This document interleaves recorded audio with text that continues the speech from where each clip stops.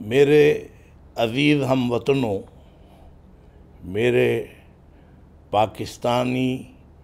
بھائیوں بہنوں اور تمام مذاہب سے تعلق رکھنے والے ہندو بھائی، عیسائی، سکھ برادری اور تمام پاکستانی پاسپورٹ اور پاکستانی شناختی کارڈ رکھنے والے قانونی اور آئینی بھائیوں بہنوں اور عزیزوں اور دوستوں، سب کو السلام علیکم ورحمۃ اللہ وبرکاتہ۔ 14 اگست آج اللہ نے ہمیں 2021 میں عطا فرمائی، جس کا مطلب یہ ہے کہ پاکستان، اسلامی جمہوریہ پاکستان، مملکت خداداد، یہ اللہ کا دیا ہوا ایک عطیہ اور تحفہ، آج اس کو 74 سال 74 ایئرس مکمل ہو گئے اور اب ہم 75ویں سال میں شامل اور داخل ہو رہے ہیں۔ میں اپنی طرف سے، اپنے گھر والوں کی طرف سے، اپنے ادارے جامعہ احتشامیہ کی طرف سے اور اپنی مسجد مرکزی جامع مسجد تھانوی جیکب لائن کے جملہ نمازیوں کی طرف سے میں سب کو پاکستان کے 74 سال مکمل ہونے پر مبارکباد پیش کرتا ہوں اور دعا کرتا ہوں اللہ تعالیٰ اس پاکستان کو قیامت تک قائم و دائم رکھے۔ اس موقع پر پیغام کی شکل یہی سمجھ میں آتی ہے جو ایسی ہو کہ ہر شعبہ زندگی سے تعلق رکھنے والوں کو ایک پیغام ملے اور وہ پاکستان کے حوالے سے اس کو سمجھیں۔ دیکھیے، مسلم لیگ، قائد اعظم والی مسلم لیگ جو تھی، جو پارٹیشن سے پہلے بنی تھی، اس کے رکنیت کے فارم کے اوپر یہ لکھا تھا، یہ بات میں نے اپنے والد محترم حضرت مولانا احتشام الحق تھانوی رحمۃ اللہ علیہ سے سنی تھی، اور انہوں نے نشتر پارک کے بھرے مجمع میں انہوں نے یہ بات فرمائی تھی، اور وہ پکے مسلم لیگی تھے، اگرچہ مسلم لیگ میں شامل نہیں تھے۔ فرمایا کہ اس گویا Indian Muslim league, Quaid Azam اور لیاقت علی خان والی مسلم لیگ کی رکنیت کے فارم پہ یہ لکھا ہوا تھا، یہ آیت قرآن کی لکھی تھی کہ قل ان صلاتی و نسکی و محیایا و مماتی للہ رب العالمین لا شریک لہ۔ یہ آپ اندازہ لگائیں، یہ کسی مدرسے کے فارم پہ نہیں لکھا تھا، یہ کسی مذہبی ادارے کے اس پر نہیں تھا، یہ خالصتاً ایک سیاسی جماعت جنہوں نے پاکستان بنایا اور اس کی رکنیت کے فارم پر لکھا تھا، جس کا ترجمہ یہی ہے کہ میری نماز، میری عبادت، میرے سارے طور طریقے اور میری پوری زندگی جو ہے وہ اللہ کے لیے ہے، اللہ کی رضا کے لیے ہے،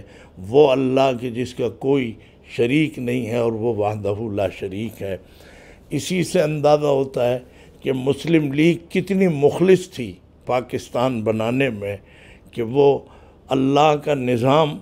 یہاں اس ملک میں جاری کرنا چاہتے تھے، اور ان کے ساتھ بڑے بڑے علماء دین، تمام مسلکوں کے علماء، تو جس میں خاص طور پر حضرت شیخ الاسلام علامہ شبیر احمد عثمانی رحمۃ اللہ علیہ تو عملی طور پر شامل تھے، اور حضرت ہمارے حکیم الامت مجدد الملت مولانا اشرف علی تھانوی رحمۃ اللہ علیہ نے بھرپور حمایت کی تھی اپنے دلائل پورے کرنے کے بعد، تو پاکستان معرض وجود میں آیا تھا۔ الحمدللہ آج اس کے 74 سال مکمل ہو گئے۔ میں ارباب اقتدار سے یہ کہوں گا اس پیغام کے حوالے سے کہ ابھی تو آپ نے کچھ نہیں کیا۔ قل ان صلاتی اور و نسکی اور آیت قرآن کے مطابق نہ کسی مسلم لیگی جماعت نے نہیں کیا۔ قائد اعظم اور لیاقت علی کی شہادت اور انتقال کے بعد پھر جتنی بھی مسلم لیگیں آئیں، خاص طور پر سن 70 سے لگا کر ایک بھی مسلم لیگ نے کبھی توجہ نہیں کی کہ ہمارے بڑوں نے کس نام پہ ووٹ لیے تھے، کس نام پہ رکنیت کی تھی۔ کسی مسلم لیگی کو یہ خیال نہیں آیا۔ میں ان کے کردار کشی نہیں کر رہا، لیکن بہرحال یہ بتانا چاہتا ہوں کہ انہوں نے بہت بڑی خیانت کی ہے۔ اتنا بڑا اللہ نے ان سے کام لیا، لیکن انہوں نے حق ادا نہیں کیا، اور وہ اپنی تجوریاں بھرنے میں اور پیسہ بنانے میں لگ گئے، اور انہوں نے بڑے مال بنائے، سب کچھ کیا۔ آج بھی موجودہ حکومت سے میں یہی کہوں گا کہ آپ اگر چاہتے ہیں عزت، نیک نامی، سربلندی، تو اسی میں ہے کہ آپ پاکستان کا یہ مقصد پورا کر دیں جو مسلم لیگ نے اپنے فارم کے اوپر لکھا تھا۔ اس آیت کے مطابق اس ملک میں اسلام کا نظام قائم کریں۔ اس ملک میں اسلامی نظام تو آپ قائم کیا کریں گے، کر بھی نہیں سکتے۔ دو چیزیں آپ درست کر دیں، ایک عدلیہ کا نظام، جیسا کہ آپ کی آج جماعت کا نام بھی تحریک انصاف ہے، تو ایک آپ عدلیہ کو درست کر دیں، انصاف کا بول بالا کر دیں، اور ایک یہ ہے کہ جو وزارت تعلیم ہے اس شعبے کو آپ علماء کے تعاون سے، علماء کی مدد سے، جو اچھے حضرات ہیں، باذوق ہیں، ہمارے بہت سے دانشوران قوم ہیں، ان سب کے مشوروں سے آپ شعبہ تعلیم کو درست کر دیں۔ اگر یہ دو چیزیں آپ نے کر لیں، اور یہ کہ انصاف کا بول بالا ہو، غریب کو انصاف مل جائے، میں سمجھتا ہوں یہ دو کام بھی اگر کر لیے تو میں سمجھتا ہوں کہ پاکستان بننے کا مقصد جو ہے وہ پورا ہو جائے گا۔ باقی ویسے دین، اسلام اور شریعت کی باتیں ہماری قوم میں بہت ہیں۔ الحمدللہ ہماری خواتین بڑی باحیا ہیں، اللہ نے ان کو بہت جوہر اور صلاحیتیں دی ہیں۔ دوسری چیز جو میں اس پیغام کے ذریعے دینا چاہتا ہوں، ہماری سیاسی اور جماعتوں کے اختلاف تو چھوڑیے، وہ ایک الگ ہے، وہ جمہوری مسئلہ ہے، وہ اس کو میں اس سے نہیں جوڑتا۔ پاکستان کی سلامتی اس میں ہے کہ ہم سب کے سب اس بچے کھچے پاکستان، جو اب ہمارا ایک ہی پاکستان رہ گیا، مغربی پاکستان، اس میں ہم اتحاد کا مظاہرہ کریں، اور آپس میں جتنے بھی ہمارے جو مذہبی اختلافات اور ان سب کو، میں نہیں کہتا کہ آپ چھوڑ دیں،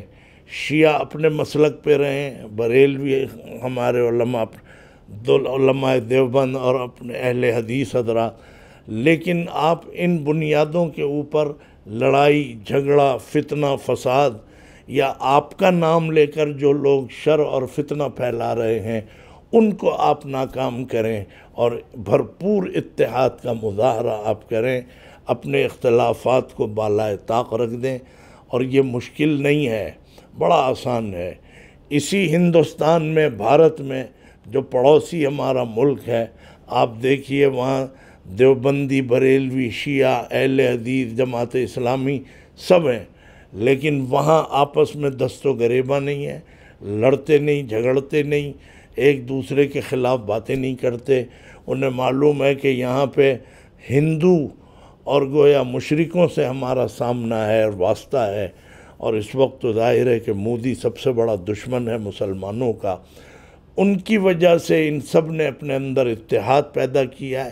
کوئی نہ کفر کے فتوے نہ کچھ ہیں۔ تو اگر وہ اپنی جان بچانے کے لیے اپنے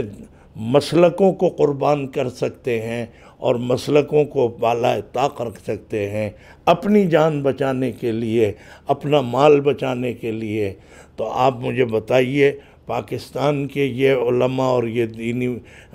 جتنے بھی مذہب مسالک کے لوگ ہیں، یہ پاکستان جیسی نعمت کو بچانے کے لیے اپنے اختلافات کو بالائے طاق کیوں نہیں رکھ سکتے؟ میں آپ سے گزارش کرتا ہوں، یہ پاکستان باوجود ہے کہ بڑی پیشین گوئیاں کی تھیں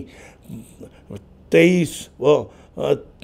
سال سے اور 30 سال سے زیادہ نہیں چلے گا، الحمدللہ اسٹیٹ بینک آف انڈیا میں کتاب لکھ کے رکھ دی گئی، وہ سب کتابیں وہ ہار گئیں۔ الحمدللہ پاکستان آج بھی بہت چمک رہا ہے، دمک رہا ہے اور بہت اپنی ترقیوں کی منازل طے کر رہا ہے۔ ان سب چیزوں کو چھوڑیں، پاکستان کی سلامتی سب سے بڑی چیز ہے۔ ہمیں چاہیے کہ ہم اختلافات بھلائیں، آپس میں دلوں کو جوڑیں، مسلمانوں کو جوڑیں اور اپنی افواج پاکستان کے لیے ہم طاقت بنیں، اور ان کے ذریعے سے ہم پاکستان کو ہر قسم کے فتنوں سے اور تمام جتنے بھی گویا جو بحران ہیں ان سب سے ہم نجات حاصل کریں، پاکستان کو ایک ترقی یافتہ ملک بنائیں، اس کی معیشت کو بڑھائیں، اور حکومتوں سے میری اپیل ہے، ارباب سیاست سے بھی، کہ آپ سب لوگ اتحاد کا مظاہرہ کریں۔ پاکستان آج یہ دنیا نے مان لیا اور سمجھ لیا کہ پاکستان واقعتاً ایک بہت بڑی نعمت ہے، جس کو شروع میں لوگ ہنستے تھے جب کہا جائے کہ یہ اسلام کا قلعہ ہے، عالم اسلام کا، لوگ ہنستے تھے، مسکراتے تھے، طنزیہ مسکراہٹ لاتے تھے کہ یہ، لیکن آج وہ خود بھی سمجھتے ہیں کہ ہاں بھائی واقعی پاکستان جو ہے عالم اسلام کا قلعہ ہے۔ الحمدللہ ثم الحمدللہ، یہ بہت بڑی نعمت ہے۔ آپ حضرات اپنے بزرگوں سے انصاف کریں، اور وہ لاکھوں شہداء اور ہماری خواتین جنہوں نے قربانیاں دیں، اور جس طریقے پہ ان قتل و غارت گری کے بعد یہ ملک ہاتھ میں آیا، للہ خدا را ان کی روحوں کے ساتھ انصاف کریں، اور ہم اس ملک کو زیادہ سے زیادہ بہتر بنائیں، اور ہم اچھے لوگوں کو آگے لائیں کہ جو اس ملک کے خیر خواہ ہیں اور جو اس ملک کا مستقبل اچھا دیکھنا چاہتے ہیں۔ میں اس موقع پر یہی ایک پیغام دے رہا ہوں، باقی دعائیں کرنی ہیں، اور ایک چیز یہ کہ 14 اگست کے موقع پر یہ ہیجڑے نچوانا اور یہ ننگے ڈانس کرانا اور یہ اسٹیجوں کے اوپر واہیات گانے اور یہ سب لڑکے لڑکیاں اور یہ اپنے جسم تھرکنا اور یہ مٹکانا، یہ سب چھوڑ دیں۔ اس کی لعنت سے پاکستان ہر 14 اگست کو پاکستان جو ہے 10-20 سال پیچھے چلا جاتا ہے۔ یہ چیز ہمیں کبھی راس نہیں آئے گی۔ ہمیں چاہیے کہ ہم 14 اگست کو قرآن خوانی کریں، ہم اللہ کے حضور سجدہ کریں، ہم دعائیہ اجتماع منعقد کریں، ہم جو ہے قائد اعظم کے مزار پر جائیں اور اپنی وفاداری کا بھی اظہار کریں، جو جا سکتے ہیں، جن کے لیے آسانی ہے۔ یہ چیزیں ہم کریں گے تو ہم انشاءاللہ مضبوط سے مضبوط ہوں گے۔ مسجدوں میں تلاوت کی آوازیں آئیں، مائک کے اوپر 14 اگست کو بڑے اچھے قاریوں کے پڑھنے کی آوازوں پر ان کو بلند کیا جائے، اور صاحب ہم اللہ کے حضور سجدہ یہ کام کریں۔ یہ ہاں، فوج کی پریڈ اور یہ جتنی بھی سلامی ہے، یہ بہرحال ایک ضرورت ہے کہ یہ اپنے دشمنوں کے اوپر ایک رعب اور دبدبہ قائم کرنا ہے۔ باقی یہ ناچ گانوں سے دبدبہ قائم نہیں ہوگا، للہ اس کو چھوڑ دیں، اب باز آ جائیں۔ کوئی اس سے فائدہ اس ملک کو نہیں پہنچا ہے۔ ہاں، قومی نغمے جو سن 65 میں گائے گئے تھے، ہم بھی سنتے تھے، میں سمجھتا ہوں آج کے مقابلے میں وہ زیادہ مہذب نغمے ہیں۔ اگر آپ ان کو چلاتے ہیں، بجاتے ہیں، ویسے بھی سارے کام کر ہی رہے ہیں، میں اس پہ جواز کا فتویٰ نہیں دے رہا، لیکن اس سے غنیمت ہے جو آج کے ہمارے گانے والے اور بجانے والے جو حرکتیں کر رہے ہیں۔ آپ سن 65 کے جنہوں نے قومی نغمے گائے، ان نغموں کو آپ لائیں، 14 اگست میں بھی، 6 ستمبر میں بھی، ہر چیز میں تو انشاءاللہ امید ہے کہ اللہ تعالیٰ پاکستان کو اور زیادہ ترقی عطا فرمائے گا۔ میری دعائیں یہ جتنی بھی اللہ تعالیٰ اندرونی اور بیرونی سازشیں ہیں، خطرات ہیں، اللہ تعالیٰ پاکستان کو استحکام اور سلامتی عطا فرمائے اور ان سب چیزوں سے اللہ تعالیٰ چھٹکارا عطا فرمائے۔ وآخر دعوانا ان الحمد للہ رب العالمین۔